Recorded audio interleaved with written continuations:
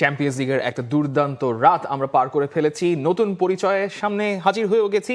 কিন্তু champions league নিয়ে কথা বলার কথা। চ্যাম্পিয়ন্স লিগের সেমিফাইনাল সেকেন্ড লেগ আলিয়ান্স অ্যারেনাতে বায়ার্ন মিউনিখ তারা বৈতরণী পার করতে পারে নাই পিএসজির উল্টো পিএসজি টানা ব্যাক টু ব্যাক ফাইনালে উঠে গেছে। বিকজ অফ দিস কুইচা কভারাজকেলিয়ার রান উপমেকানো এত বাইরে এসেও পারলেন না ঠেকাতে। দেমবেলের গোলটাই হয়ে থাকলো ডিসাইডার। শেষ মুহূর্তে হ্যারি কেইন 94 মিনিটে গিয়ে একটা গোল করলেও সেটা ওয়াজন্ট এনাফ। দেমবেলে সবাইকে চুপ করে দিলেন। এ বছরের এই মৌসুমের ব্যালন ডিওর উইনার আরেকবার ফাইনাল খেলবেন কুইচা কভারাজকেলিয়া, সঙ্গে প্রতিপক্ষ আর্সেনাল। কিন্তু এই ম্যাচের যে নাটকগুলো হয়েছে, প্রথমে কনরাড লাইমারের মারা বলটা গিয়ে লাগলো নুনো মেন্ডেসের হাতে, সেটা নিয়ে একটা হ্যান্ডবলের কলের আবেদন জানানো হয়েছিল। কিন্তু এই যে পিএসজির সেলিব্রেশন আমরা দেখছি, Nasser Al Khelaifi, Luis Enrique, this is justified. কিন্তু আমরা যেরকম সেমিফাইনাল ম্যাচ এক্সপেক্ট করেছিলাম সেটা কি আমরা পেলাম? Which is the world-class cable brand? Walton Cables, নিরাপদ আগামী সংযোগ। সেমিফাইনালের ফার্স্ট লেগটা দেখার পর একটা হচ্ছে আপনার গোল গেলর দেখার অপেক্ষায় আরও একবার ছিল সবাই, যেখানে আপনার শুরুর 3 মিনিটে যখন ওসমান দেমবেলে ওই গোলটা করলেন, তখনও মনে হলো আমরা একটা ওই ফার্স্ট লেগের রিপিটেশন, একটা হাই গোল স্কোরিং ম্যাচ আমরা দেখতে পারবো, বাট সেটা হয়নি। কিন্তু এই ম্যাচেও কিন্তু উত্তেজনা ছড়িয়েছে। দেখেন, যখন ওই ফাউলটা হলো, নুনো মেন্দেজের হাতে যখন বলটা লাগলো, এর আগে হচ্ছে আমরা দেখেছি সেই জায়গায় তার একটা ইয়েলো কার্ড ছিল। বায়ার্ন মিউনিখের সবাই আবেদন করছিল যে যেহেতু তার হাতে লেগেছে বলটা, ওইটা তো হচ্ছে আরেকটা ইয়েলো কার্ড সেখানে হয়, সেটা দেয়া হলো না। সেখানে রেফরি কি বলছেন, এর আগে বায়ার্ন মিউনিখের হ্যান্ডবল ছিল। বাট এরপর যখন হচ্ছে কি আপনার একটা বল ক্লিয়ার করতে যেয়ে জন এফসের হাতে বল লাগলো, তখন হচ্ছে কি এটা নিয়ে পেনাল্টির আবেদন করতে করতে বায়ার্ন মিউনিখ টায়ার্ড হয়ে গেছে। বাট নিয়ম তো বলে সেকেন্ডটা পেনাল্টি দেওয়ার কোনো সুযোগ নাই, রাইট? কিন্তু ঘটনাটা সেটাই, আমরা দুটো হ্যান্ডবল নিয়ে কথা বলছি। সেকেন্ড হ্যান্ডবলটা নিয়ে কথা বলে প্রথমটার ক্লিয়ারেন্সটা পাওয়া যাবে। হ্যান্ডবল কি হ্যান্ডবল না সে ব্যাপারে ফুটবলের যে রুল অফ বুকস রয়েছেন, এখানে শুধু প্লেয়াররা বললেই হবে না, কোচরা বললেই হবে না। ফুটবলের হ্যান্ডবুকে লেখা আছে যদি টিমমেটের মারা বল গিয়ে সরাসরি হাতে বা বাহুতে লাগে তবে সেটা হ্যান্ডবল নয়।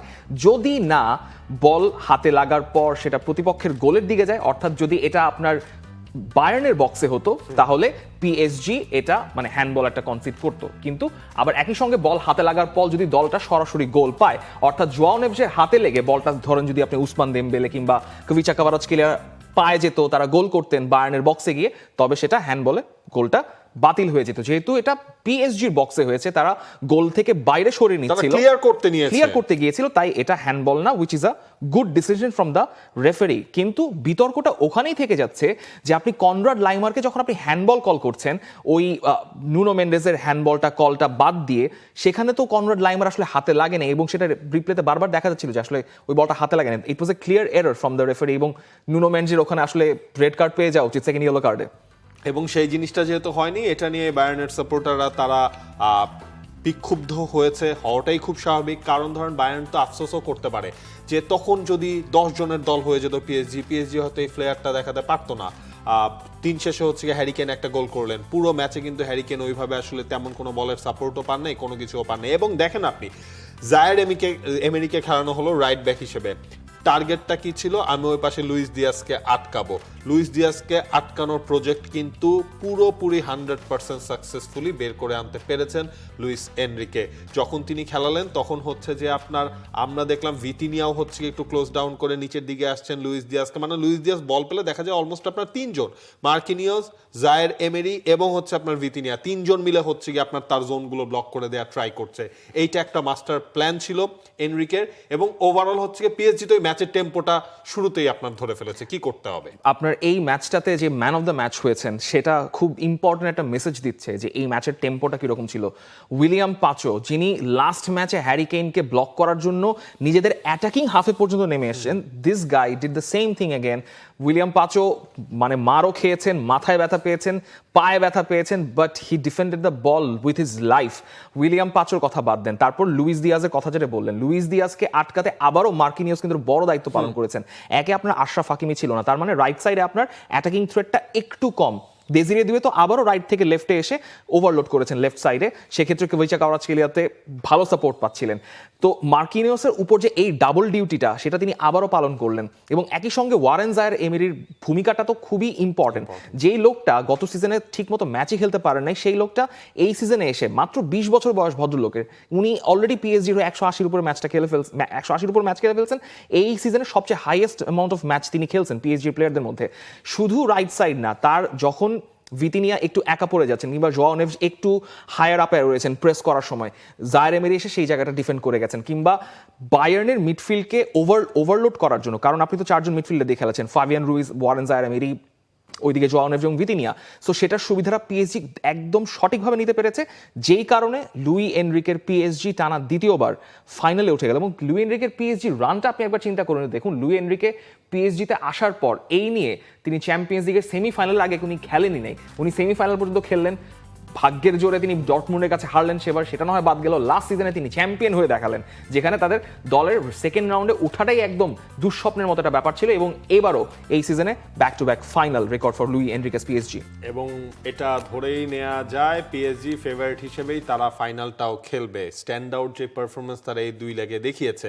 লুই এনরিকে তিনি কি আসলে আনন্দে ভেসে যাচ্ছেন? না, তিনি মাটিতেই পা রাখছেন, কারণ লুই এনরিকে মানুষটাই আসলে ওরকম। যদিও ম্যাচ শেষে তার সেলিব্রেশন আমরা দেখেছি, বায়ার্নের সঙ্গে আমরা খুবই ইতিবাচক মনোভাব দেখিয়েছি। টানা দ্বিতীয়বার চ্যাম্পিয়ন্স লিগের ফাইনালে উঠতে পেরে আমরা খুবই খুশি।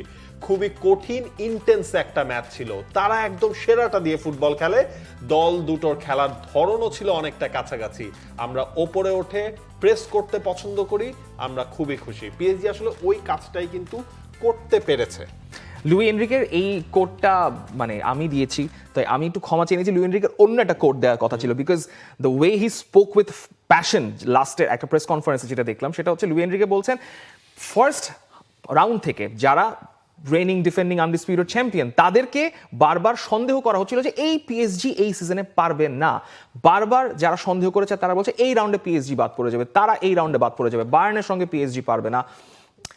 তারপরও লুই এনরিকে বারবার বলে গেছেন PSG is the best team in Europe, যেখানে ফার্স্ট রাউন্ডে থেকে ঠিকমতো পিএসজি এবারও উঠতে পারে না এই রাউন্ড অফ 16-এ।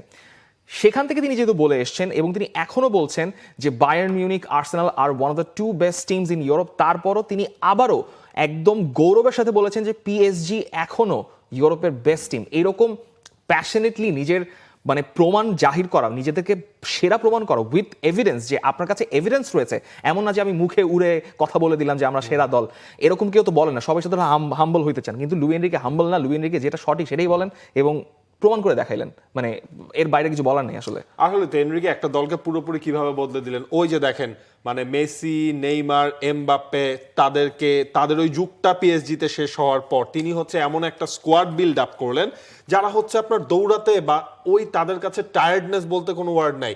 কালকে যখন আপনি ওইটাও খেয়াল করেন, যখন দেমবেলেকে 60 মিনিটসের পর তুলে নেওয়া হলো, দেমবেলে কি একটা আওয়াজ করেছেন, ফাইনাল ম্যাচ, তিনি একজন ব্যালন ডিওর উইনার, এই দলের অনেক বড় একটা কি প্লেয়ার, তারপরেও কিন্তু কোনো আওয়াজ নাই। কিন্তু অন্য দল হলে, এরকম প্লেয়ার হলে কিভাবে আসলে ডিল করতে হয় সেটা হয়তো ওই প্লেয়াররা কোচদের সাথে করতে পারতো না। এরকম অনেক ইনসিডেন্ট কিন্তু আমরা এই রিসেন্ট টাইমস এই চ্যাম্পিয়ন্স লিগে দেখেছি। ওই জায়গায় এনরিকে ওই এনভায়রনমেন্টটা বিল্ড আপ করতে পেরেছেন দেখি আসলে দিন শেষে পিএসজি ব্যাক টু ব্যাক 2টা চ্যাম্পিয়ন্স লিগের ফাইনালে উঠেছে। নো ওয়ান্ডার আপনার 2015-16 সালে লুই এনরিকের সঙ্গে মেসি, নেইমারের ঝামেলা হয়েছিল। নো ওয়ান্ডার এমবাপে এক সিজনের বেশি পিএসজিতে টিকতে পারেন নাই, এনরিকের আন্ডারে, যে সম্ভব না পিএসজিতে লুই এনরিকে যেটা ডিমান্ড করেন it's not possible to deliver. এবং এখন রিয়াল মাদ্রিদের প্রসঙ্গ আপাতত নাই বা টানি, যে যাচ্ছে তাই অবস্থা। বাট পিএসজির এই আমরা তো এখন বলছিলাম যে মাইকেল ওলিজে কিংবা হ্যারি কেইনের ব্যালন ডিওর চান্সেস অনেক বেশি। আনফর্চুনেটলি মাইকেল ওলিজে ভালো খেলেন না, এটা একদম পানির মতো পরিষ্কার। খুবই ক্লিয়ার কাট চান্সেস মিস করেছেন, স্লিপ করেছেন। একটা যেটা তিনি মেরেছেন সেটা বারের উপর দিয়ে চলে গেছে। সাফোনভ আসলে ঠেকাতেও দরকার পড়েনি। সাফোনভকে 2বার আসলে চ্যালেঞ্জ করা গেছে, সেটা আপনার একটা সেট পিস থেকে এবং একটা দূরপাল্লার শট থেকে, যেটা অ্যাকচুয়ালি আর্সেনাল আবার খুব ক্লোজলি ফলো করার চেষ্টা করবে। কভারাৎসকেলিয়া আরেকটা দুর্দান্ত ম্যাচ পারফর্ম করেছেন। টানা 7 ম্যাচে হয় গোল অথবা অ্যাসিস্ট করার রেকর্ডটা চ্যাম্পিয়ন্স লিগে একমাত্র প্লেয়ার কাভারাদোনার। 15 ম্যাচে 10টা গোল, 6টা অ্যাসিস্ট, এইবারের চ্যাম্পিয়ন্স লিগে দ্য স্ট্যান্ড আউট প্লেয়ার। আপনি মানে বাকিরা তো পারফর্ম করেছেনই, হ্যারি কেইন, মাইকেল ওলিজে বাদ দিলে এখন বেসিক্যালি কভিচা কাভারাৎসকেলিয়া থেকে যাচ্ছেন এবং he is the best player right now. এখন না আসলে সামনে যেহেতু বিশ্বকাপ আছে, আফসোসটা কোন জায়গায় হচ্ছে, এই ফর্মের একজন প্লেয়ারকে আপনি ওয়ার্ল্ড কাপে দেখবেন না। তার দল তো আসলে কোয়ালিফাই করে নাই। এই যে পিএসজির বদলে যাওয়া, আপনি হিসেবটাও যদি করে দেখেন, এই খাভরাশকেলিয়া যখন পিএসজিতে আসলো হাফ সিজনের পর লাস্টবার, এরপর থেকে কিন্তু পিএসজি, ধরেন এটাকে আমি বলবো না খাভরাশকেলিয়া একাই হচ্ছে গিয়ে জেতাচ্ছেন, কিন্তু ওই যে লাকি চার্ম জিনিসটাও যদি বলেন, মাঠে হচ্ছে তিনি তার পারফরমেন্স দিয়ে কিন্তু সেটাই প্রমাণ করছেন। লাস্ট সিজনের ওই হাফের পরপরই তো পিএসজি টান দিল।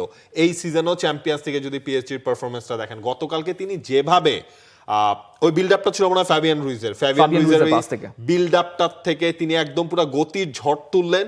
এবং এই জায়গায় আপনি হচ্ছে গতকালকের ম্যাচে বায়ার্ন মিউনিখের লেফট ব্যাক স্ট্যানিসিচের মানে একটু হলেও দায় দিবেন ওই গোলটায়, যখন কাট ব্যাক করছে আপনার সাইড থেকে ওসমান দেমবেলে ঢুকছে, আপনি কই, মানে ওসমান দেমবেলে একদম পুরো কিন্তু ফ্রিলি পেনাল্টি এরিয়ার ভেতর ঢুকে পড়লেন এবং ওই শটটার মধ্যে তাকে লম্বা পার্থক্য ছিল, কেউ আটকাতে পারে নাই। ওই জায়গায় তো ওই ভ্যাকুয়াম স্পেস যদি আপনি এই ধরনের ম্যাচে ওসমান দেমবেলের এগেইনস্টে আপনি রেখে দেন, তাহলে তো এমন ফল বায়ার্ন মিউনিখের সাথে হবেই। ইনফ্যাক্ট কনরাড লাইমারও যে খুব অ্যাডভেঞ্চারাসলি উপরে উঠতে পারছিলেন, ব্যাপারটা এরকম না। যেই মুহূর্তে কনরাড লাইমার নিজের হাফের সাইডে রয়ে গেছেন, নিজের হাফে না মানে অপোজিট হাফের সাইডে রয়ে গেছেন, ওই মুহূর্তে পিএসজির খুবই সিগনেচার একটা ডাবল মুভমেন্ট, খাভরাশকেলিয়া এগিয়ে গেলেন, ওইদিকে পিছনে দেমবেলে একটা রান নিলেন, দুয়ে মাঝখানে কাটিং সাইড করলেন।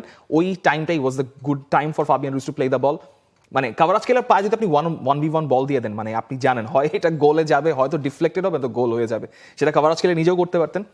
অ্যাঙ্গেলটা ওয়াজ ভেরি ডিফিকাল্ট, কিন্তু আপনি দেমবেলে ফ্রি ম্যান ছিলেন, দেমবেলের কাছে দিয়েছেন, মানে শিওর শট গোল। ওই 3 মিনিটের গোল এর পর আসলে বায়ার্ন যেভাবে ন্যাভিগেট করেছে, কিংবা পিএসজি ফার্স্ট লেগে 5টা গোল দিল, কিন্তু এই পিএসজি লাগলে সিট ব্যাক করে লো ব্লকেও খেলতে পারে। সবসময় যে লো ব্লকে খেলছে তাও না, কিন্তু যখনই লো ব্লকে ডিফেন্ড করার চেষ্টা করছে, লো ব্লকে ডিফেন্ড করছে, যখনই ট্রানজিশনে অ্যাটাক করার চেষ্টা করছে, অ্যাটাক করে গেছে। খুব ক্লিয়ার কাট চান্সেস যে তারা পরে ক্রিয়েট করছে, ব্যাপারটা এরকম না, but Bayern didn't create nothing, মানে ক্রিয়েট নাথিং বেসিক্যালি। এবং এই জন্য আসলে নিজেদেরকে আনলাকিও ভাবতে পারে বায়ার্ন মিউনিখ। যেভাবে তারা এই সিজনটা চ্যাম্পিয়ন্স লিগে খেলছিল, কে ভেবেছিল পিএসজির সাথে তারা এরকম ম্যাচে ওই রকম আপনার কোনো ইন্টেন্সিটি দেখাতে পারবে না নিজেদের ঘরের মাঠে খেলা হওয়ার পরও।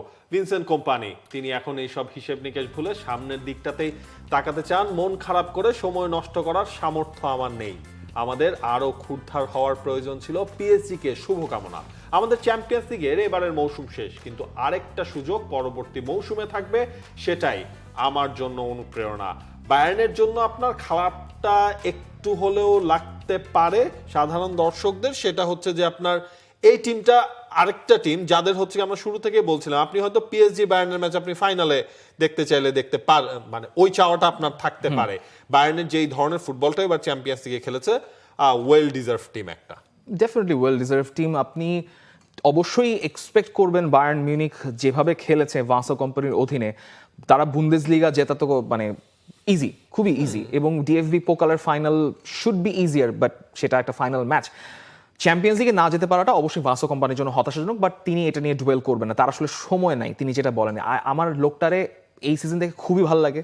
আমি আবারও ক্ষমা চাইতে চাই আমার আগের রিমার্কের জন্য, যে তাকে নিয়ে আমরা যেভাবে আন্ডার এস্টিমেট করেছিলাম, তিনি সেটাকে একদম সপাটে আমাদের মুখে চর মেরে ভুল প্রমাণ করে দিয়েছেন, এবং সেটা তিনি কন্টিনিউ করবেন বলেই আমার প্রত্যাশা পরের সিজনে is a different ball game, কারণ এটা ওয়ার্ল্ড ওয়ার্ল্ড কাপ থাকবে, ট্রান্সফারের পলিসিগুলো কীরকম হবে সেটা অনেক কিছু ডিপেন্ড করতেছে সেই সিজনের উপর। বাট বায়ার্ন মিউনিখের রিবিল্ডের জন্য, বায়ার্ন মিউনিখকে দেখে যাবার ভয় পাওয়া যায়, যেটা মাঝখানে অনেকদিন ছিল না, সেই ভয় পাওয়ার ফ্লেভারটা বায়ার্ন মিউনিখে ভাসো কোম্পানি আনতে পেরেছেন।